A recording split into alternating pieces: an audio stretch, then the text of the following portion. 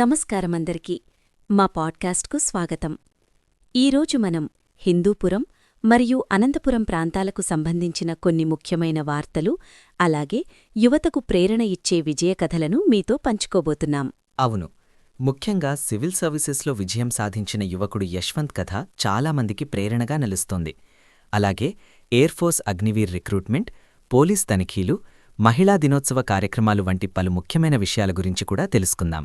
ముందుగా ఒక గర్వకారణమైన వార్తతో ప్రారంభిద్దాం. సివిల్ సర్వీసెస్ 2025 తుది ఫలితాల్లో హిందూపురానికి చెందిన యువకుడు యశ్వంత్ అద్భుతంగా రాణించి ఆల్ ఇండియా స్థాయిలో 475వ ర్యాంక్ సాధించారు. యశ్వంత్ తండ్రి వెంకటేష్ మడకశిల ఆర్డీఓ కార్యాలయంలో డిప్యూటీ తహసీల్దారుగా పనిచేస్తున్నారు. తల్లి లలిత గృహిణి. కుటుంబం మొత్తం చదువుకు చాలా ప్రాధాన్యమిచ్చింది. యశ్వంత్ తన ప్రాథమిక విద్యను హిందూపురంలోనే ప్రారంభించారు. మొదటి 2 తరగతులు చిన్మయ స్కూల్లో చదివారు. తర్వాత 3వ నుంచి 7వ తరగతి వరకు పాంచజన్య పాఠశాలలో చదువుకున్నారు. 8 నుంచి 10వ తరగతి వరకు నారాయణ టెక్నో స్కూల్లో చదివి మంచి ఫలితాలు సాధించారు. ఇంటర్మీడియట్ కూడా హైదరాబాద్లోని నారాయణ జూనియర్ కాలేజ్లో పూర్తి చేశారు. తర్వాత తమిళనాడులోని తిరుచిలో ఉన్న ఎన్ఐటి కళాశాలలో ఎలక్ట్రానిక్స్ అండ్ కమ్యూనికేషన్లో బీటెక్ పూర్తి చేశారు. చదువు పూర్తయ్యాక బెంగళూరులోని ప్రముఖ సంస్థ శాంసంగ్ కంపెనీలో ఉద్యోగం కూడా పొందారు.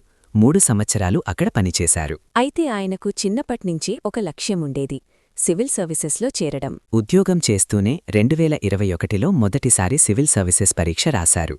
కాని అనుకున్న ఫలితం రాలేదు. ఆ తర్వాత పూర్తిగా సన్నద్ధం కావాలని నిర్ణయించి ఉద్యోగానికి రాజీనామా చేసి సివిల్స్ కోసం కష్టపడ్డారు. 2023-24లో జరిగిన పరీక్షల్లో ప్రిలిమ్స్, మెయిన్స్ విజయవంతంగా పూర్తి చేసి ఇంటర్వ్యూ దశకు చేరుకున్నారు.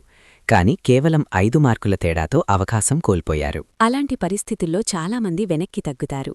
కాని యశ్వంత్ మాత్రం పట్టుదలతో మళ్లీ ప్రయత్నించారు. చివరకు 2025లో జరిగిన పరీక్షలో 4వ ప్రయత్నంలో 475వ ర్యాంక్ సాధించి విజయాన్ని అందుకున్నారు. యశ్వంత్ మాట్లాడుతూ తన విజయంలో తల్లిదండ్రులు మరియు అన్నయ్య ప్రోత్సాహం ఎంతో ముఖ్యమని చెప్పారు. తనకొచ్చిన ర్యాంక్ ఆధారంగా ఐపీఎస్ సేవలు వచ్చే అవకాశముందని తెలిపారు.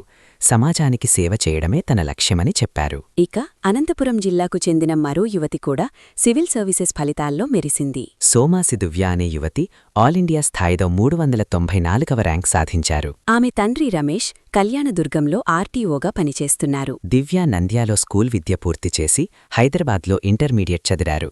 తర్వాత ఐఐటి బాంబేలో బీటెక్ పూర్తి చేశారు. తర్వాత అమెరికాలోని కలిఫోర్నియాలో బర్కీలీ విశ్వవిద్యాలయంలో ఎంఎస్ చేశారు. తర్వాత భారత్కి వచ్చి యూటీఎస్సీ కోసం సిద్ధమై ఈ గొప్ప విజయాన్ని సాధించారు. ఇప్పుడు యువతకు మరో ముఖ్యమైన సమాచారం: air force Agniveer recruitment rally త్వరలో ప్రారంభం కానుంది. ఈ నెల 9వ తేదీ నుంచి గుంటూరు జిల్లా ఆచార్య నాగార్జున విశ్వవిద్యాలయంలో ఓపెన్ రిక్రూట్మెంట్ ర్యాలీ నిర్వహిస్తారు. మార్చి 9, 10 తేదీల్లో మహిళలకు ఎంపికలు జరుగుతాయి. మార్చి 12, 13 తేదీల్లో ఆంధ్రప్రదేశ్ పురుష అభ్యర్థులకు, 15, 16 తేదీల్లో తెలంగాణ పురుష అభ్యర్థులకు ఎంపికలు నిర్వహిస్తారు. ఈ రిక్రూట్మెంట్కు 2005 జులై 2 నుంచి 2009 జనవరి 2 మధ్య జన్మించిన అవివాహిత యువకులు, యువతులు అర్హులు. కనీసం 152 సెంటీమీటర్ల ఎత్తు ఉండాలి. అలాగే ఇంటర్మీడియట్ లేదా డిప్లొమా కోర్సులో కనీసం 50% మార్కులతో ఉత్తీర్ణత సాధించి ఉండాలి. అభ్యర్థులు విద్యార్హత పత్రాలు, ధృవపత్రాల నకళ్లు, పాస్పోర్ట్ ఫోటోలతో నేరుగా పాల్గొనవచ్చు.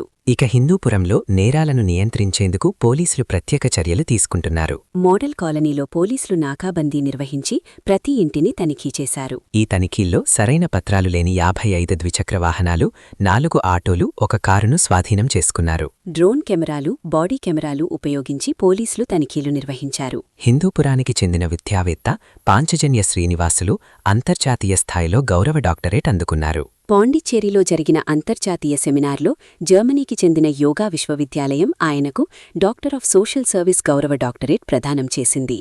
అంతర్జాతీయ మహిళా దినోత్సవం సందర్భంగా హిందూపురం మరియు పరిసర ప్రాంతాల్లో అనేక కార్యక్రమాలు నిర్వహించారు. మహిళలు అన్ని రంగాల్లో ముందుకు రావాలని, సమస్యలు వచ్చినప్పుడు ధైర్యంగా ఎదుర్కోవాలని అధికారులు పిలుపునిచ్చారు. అలాగే పలుచోట్ల ఉచిత వైద్య శిబిరాలు, అవగాహన కార్యక్రమాలు కూడా నిర్వహించారు. మొత్తానికి ఈరోజు మనం చూసిన వార్తల్లో ముఖ్యంగా యశ్వంత్ మరియు దివ్యా విజయాలు యువతకు ఎంతో ప్రేరణగా నిలుస్తాయి. పట్టుదల, కష్టపడే మనస్తత్వం ఉంటే ఎంతటి లక్ష్యాన్నైనా సాధించవచ్చని ఈ విజయకథలు మనకు చెప్తున్నాయి. ఇవే ఈరోజు ముఖ్యమైన వార్తలు. మా పాడ్కాస్ట్ వినినందుకు ధన్యవాదాలు. మళ్ళీ మరో ఆసక్తికరమైన కథలతో త్వరలో కలుద్దాం. అప్పటి వరకు అందరూ సంతోషంగా ఉండండి. నమస్కారం.